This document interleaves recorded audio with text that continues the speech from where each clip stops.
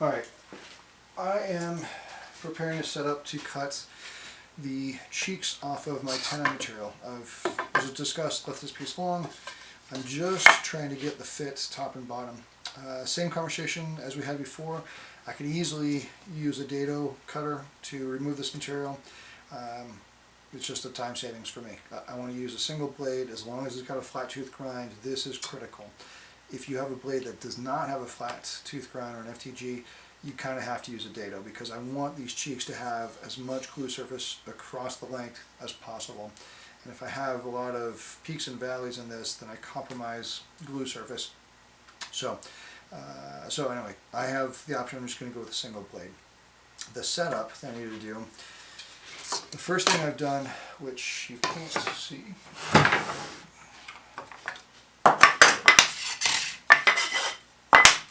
the first thing I try to set up for is height of the blade here so that it peaks at the inside section of this little groove. So I've tried to set the height, but intentionally leaving it a little bit low, and I'll continue to raise up the blade until I sneak up on the cheek dimension. So height of the blade first. The next piece I want to do is set up a stop over here so that I don't continue to cut material off of the cheek. I want to make sure that it lines up with where it needs to for all my joints. So what I've done is I've measured this dimension, so inside dimension here, so that's going to represent, this inside edge is going to represent where the shoulder is going to go on my tenon. So from there to the bottom of my mortise, more or less, again, I want to have a little gap. I'm going to make this 1 3/16. So get rid of this, get rid of this.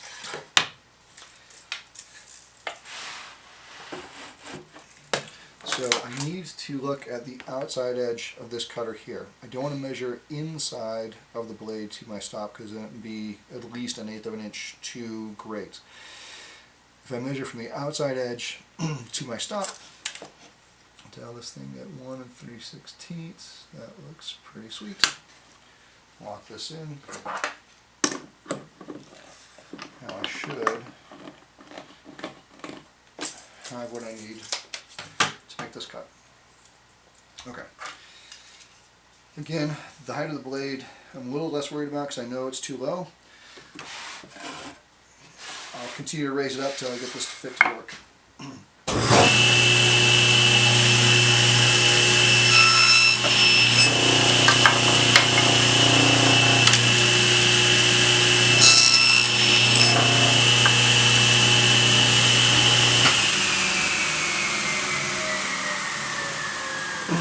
What I'm hoping you can see.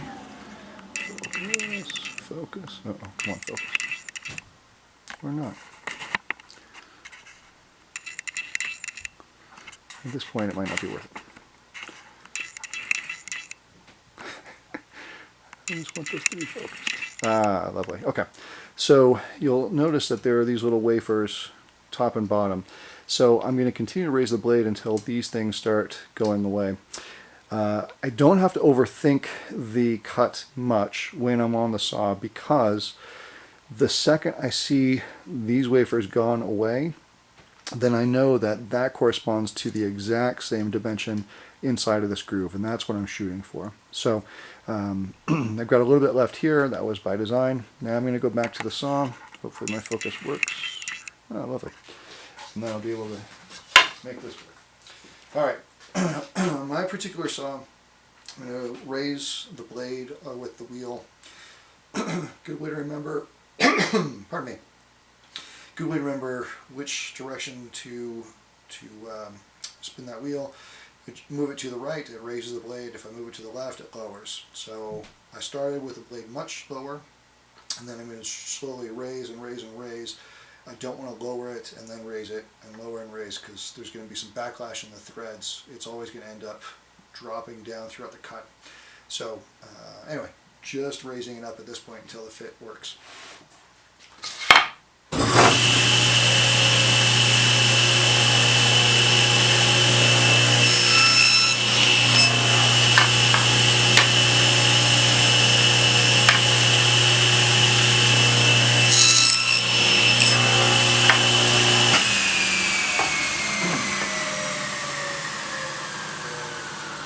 So those little wafers have pretty much gone away, which is great. The one thing I need to remind everybody about is I'm only starting on the very end of this board, working my way in. If I were to cut right to the shoulder to try to gauge thickness, there's no way that I'm going to be able to fit the inside of this joint.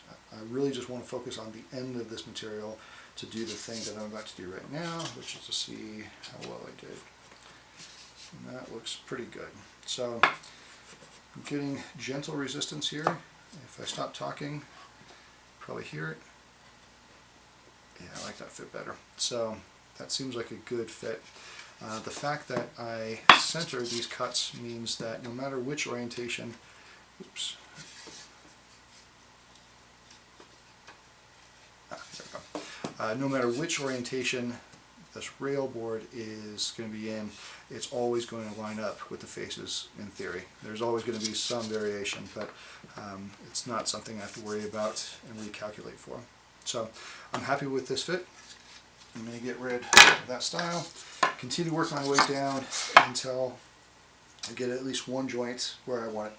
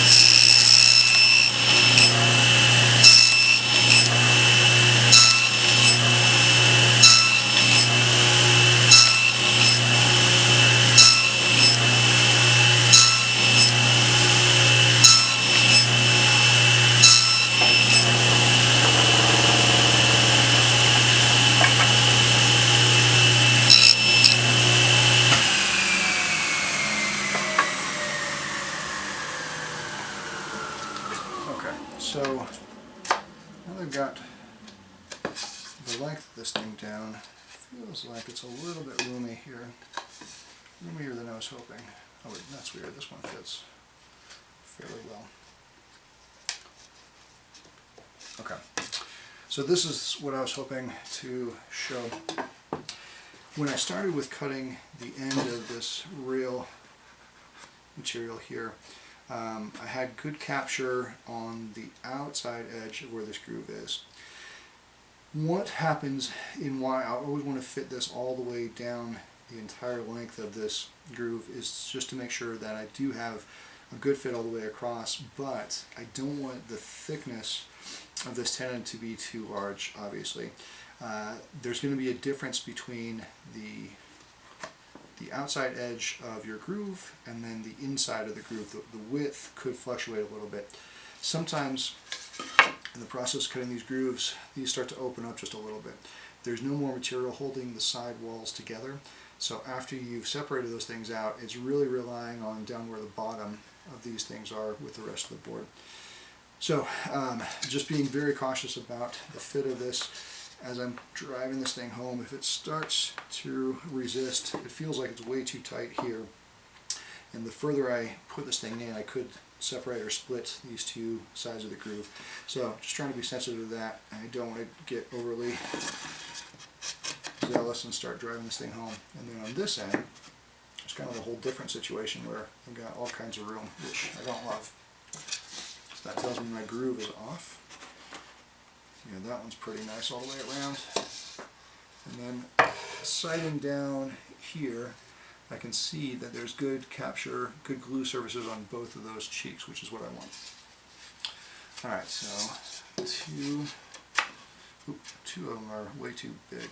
So, I think what I'm going to have to do, which is fairly common, is I'm going to not use this setup on the height of the blade. I'm going to lower the blade and revisit this so that I can get the ones that were looser to fit, and then I could always take more of the thickness off, either by resetting the saw or using various planes or chisels or whatever to remove this to get it to fit. But I can get most of this thing done at the table saw, hoping right off the saw to fit on the larger areas. And if I've done that, then that's all I can ask for. And then at this point, then all I need to do is cut out the haunch. And I've got other videos to describe that for other table joinery, but a haunch is a haunch. Once you've got the thickness here fit, it's easy enough to remove this material. So that's my next step. Let me go get to that, and then I'll check in with you for panels.